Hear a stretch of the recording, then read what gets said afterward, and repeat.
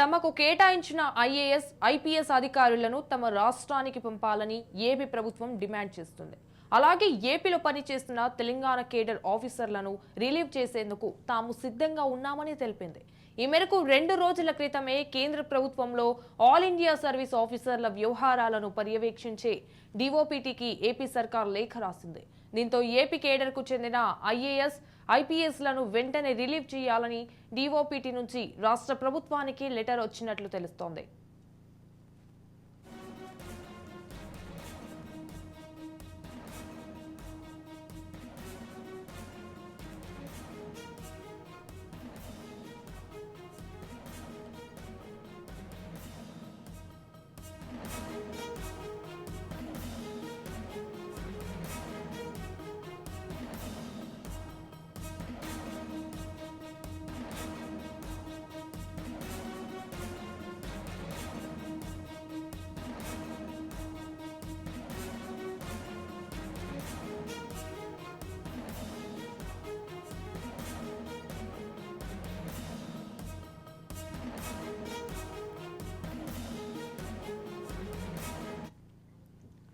రాష్ట్ర విభజన సమయంలో జనాభా నిష్పత్తి ప్రకారం ఐఏఎస్, ఐపీఎస్ అధికారుల విభజన జరిగింది.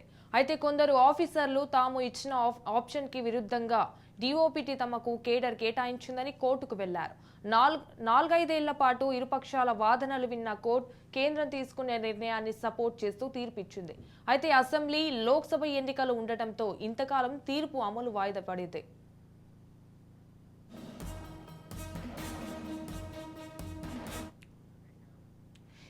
ఏపీ సీఎంగా బాధ్యతలు చేపట్టిన చంద్రబాబు తన ప్రభుత్వంలో కొత్త ఐఏఎస్ ఆఫీసర్లను నియమించుకునేందుకు ప్రయారిటీ ఇస్తున్నారు.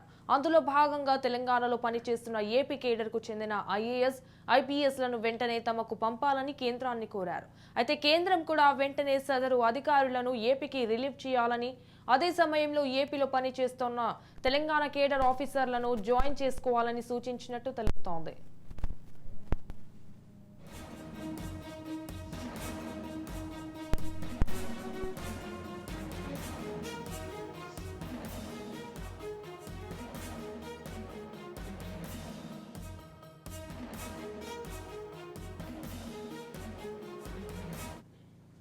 రైట్, ఇక ఇదే అంశంపై మరింత సమాచారం మా ప్రతినిధి శ్రీనివాస్ లైవ్ ద్వారా అందిస్తారు. శ్రీనివాస్,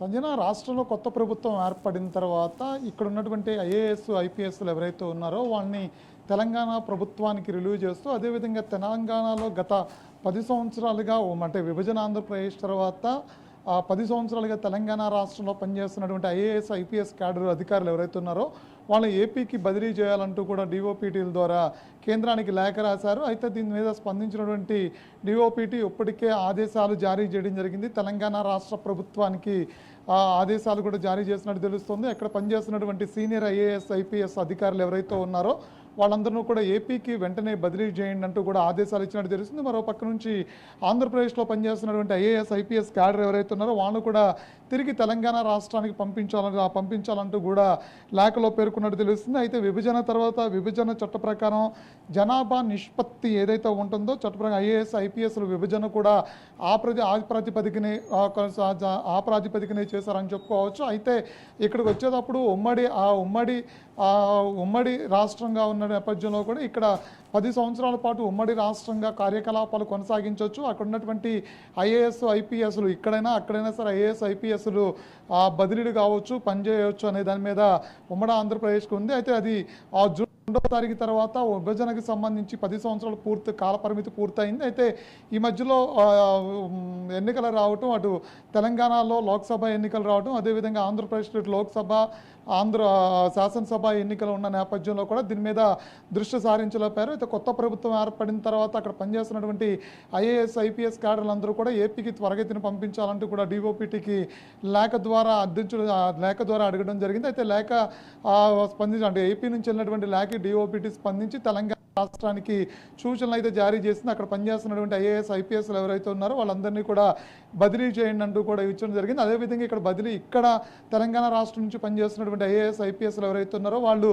ఇక్కడ నుంచి బదిలీ అయ్యే పరిస్థితి ఉంది. అయితే విభజన తర్వాత ఉమ్మడిగా అంటే 10 సంవత్సరాల పాటు ఆ రాష్ట్రంలో ఇద్దరికి సమాన హక్కులున్నాయి, ఇద్దరు సమాన హక్కులున్నాయి. అదేవిధంగా ఉమ్మడి ఆంధ్రప్రదేశ్ విడిపోయిన తర్వాత ఉమ్మడి ఆంధ్రప్రదేశ్ తర్వాత విభజన ఆంధ్రప్రదేశ్ తర్వాత రాష్ట్రానికి అంటే ఇటు 10 సంవత్సరాల పాటు ఉమ్మడిగా ఉండేటువంటి అవకాశం ఉంది. అంతేకాకుండా అన్ని అంశాలు కూడా ఇటు ప్రతి అంశంలో కూడా రెండు రాష్ట్రాలకి సమాన హక్కులు కల్పించే విధంగా కూడా 10 సంవత్సరాల పాటు పాలన కొనసాగించుకోవచ్చు అని విభజన చట్టంలో రాసింది. విభజన చట్ట ప్రకారం జరగాల్సినటువంటి అన్ని అంశాలు 10వ తారీఖుతో పూర్తయినాయని కూడా చెప్పుకోవచ్చు. అయితే జూన్ 10 నుంచి కూడా పూర్తి స్థాయిలో ఏ రాష్ట్రానికి సంబంధించినటువంటి ఆ రాష్ట్రానికి పరిపాలన పూర్తిగా కొనసాగిస్తున్నారు. ఇక్కడ ఆంధ్రప్రదేశ్ ఇప్పటికే చంద్రబాబు నాయుడు మొదటి ముఖ్యమంత్రి అయినప్పుడు 2014 అప్పటికే ఇక్కడ ఆంధ్రప్రదేశ్లో అసెంబ్లీ సెక్రటరియట్ ఏర్పాటు చేయడమే కాకుండా అక్కడ ఉన్నటువంటి ఉద్యోగులు ఎవరైతే ఉన్నారో ఉద్యోగులు ఆంధ్రప్రదేశ్కి సంబంధించినటువంటి ఉద్యోగులు చాలా వరకు కూడా ఇక్కడికి రావడం జరిగింది. అందరూ కూడా ఇప్పుడు సచివాలయంలోనూ అదేవిధంగా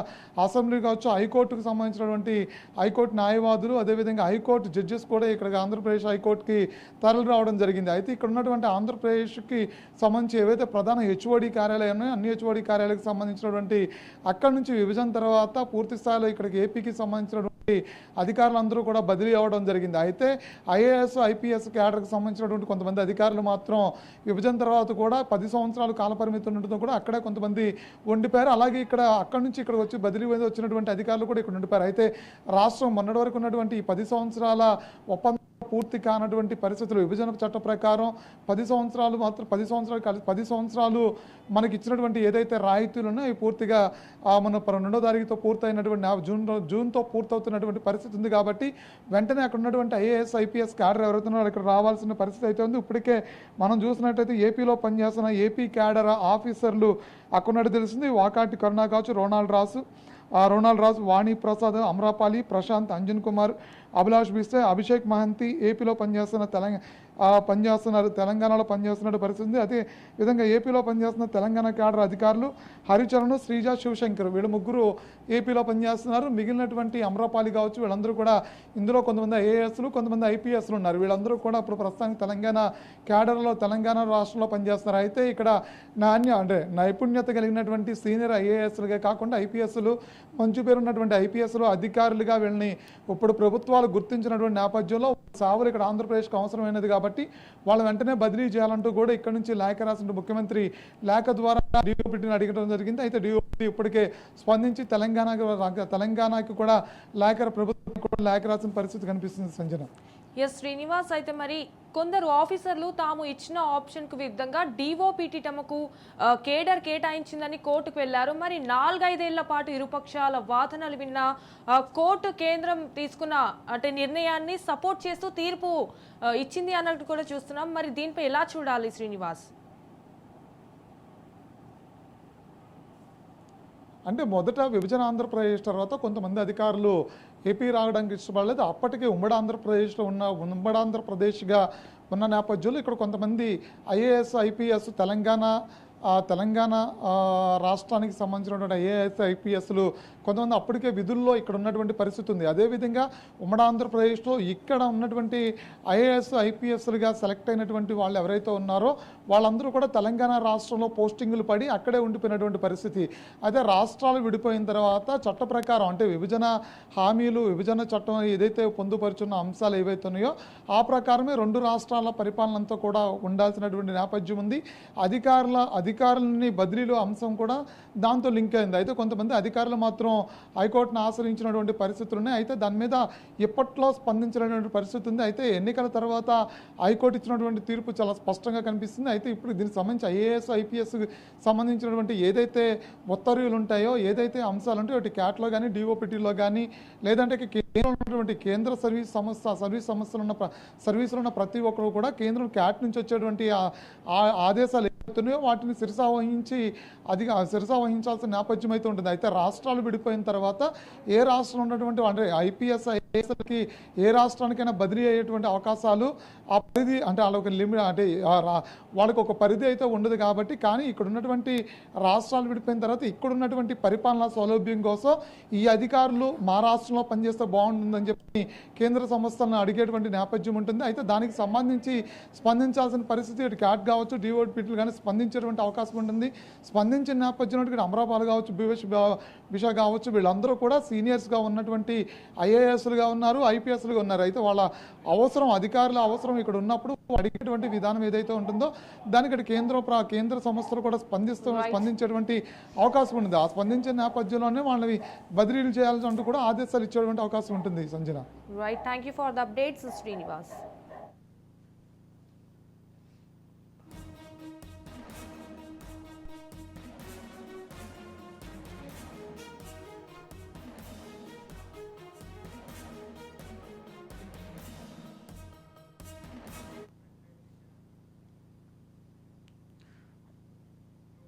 అయితే ఏపీ కేడర్ అధికారులను ఆ రాష్ట్రానికి పంపడంపై సీఎం రేవంత్ రెడ్డి తుది నిర్ణయం తీసుకోవాల్సి ఉంటుందని ఆఫీసర్లు అభిప్రాయపడుతున్నారు.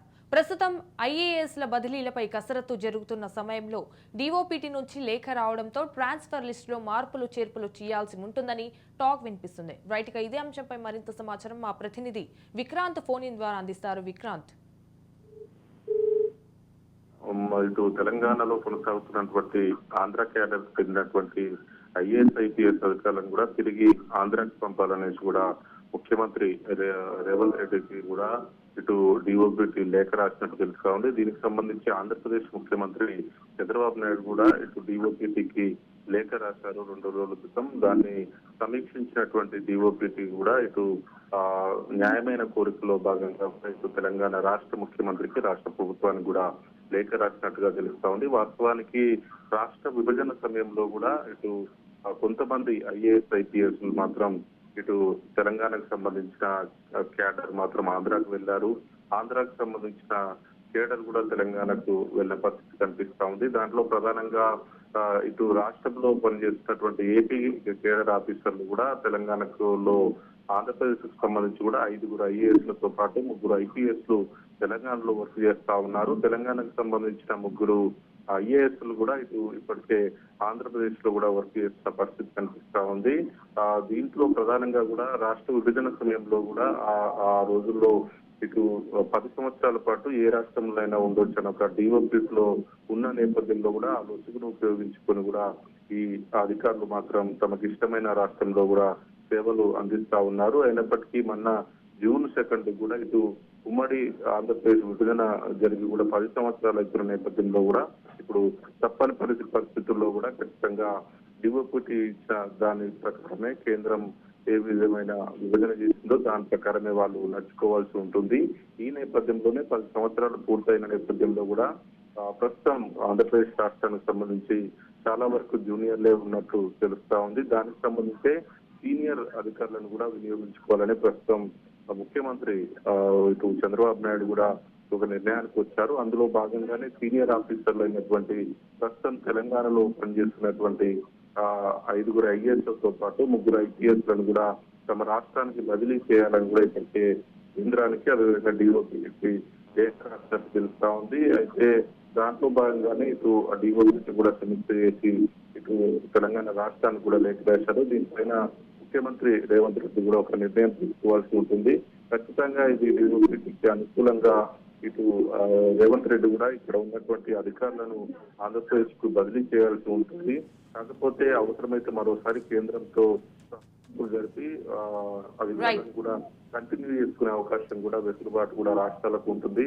ఇప్పుడు కేంద్రంతో మాట్లాడి ఖచ్చితంగా అధికారులని ఇక్కడే కొనసాగించాలా లేదంటే ఆంధ్రప్రదేశ్ కు కేటాయించాలనే దానిపైన రాష్ట్ర ప్రభుత్వం వల్లగులాలు పడుతుంది. ఈ విషయంలో 1-2 రోజుల్లో కూడా ఒక స్పష్టత వచ్చే అవకాశం మాత్రం కనిపిస్తా ఉంటుంది. Thank you for the updates Vikrant.